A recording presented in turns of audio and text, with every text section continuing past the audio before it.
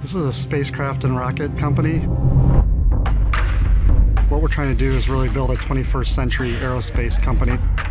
Building spacecraft is just incredibly hard. It's really one of the hardest mechanical things you can think of doing. Rocket engines are incredibly powerful.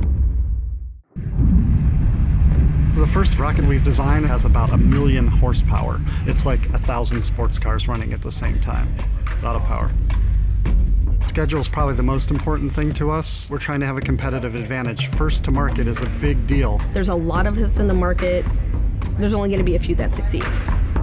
The lightest weight, strongest aerospace structures are being built with carbon fiber, and that's what we'll be deploying to create very reproducible structures very rapidly. 10 times faster to make a rocket using this one machine.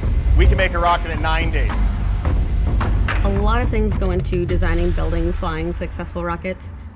We've used the entire Autodesk suite. We designed Alpha in Autodesk Inventor. The ease of Inventor has made it possible for us to go kind of at the pace that we're going at right now.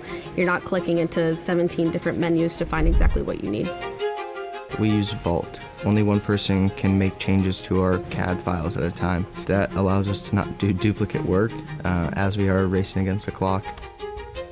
After we fly Alpha successfully for the first time, we'll be looking to improve the design and make it even better. And that's when we can really start to look at advanced design tools such as generative design so that we can optimize what has already been done by humans using algorithms that are found in generative design. We always need to be one step ahead and doing things better. Leveraging these new tools is an avenue that allows us to do that. Autodesk gives us an advantage to stay ahead of the competition.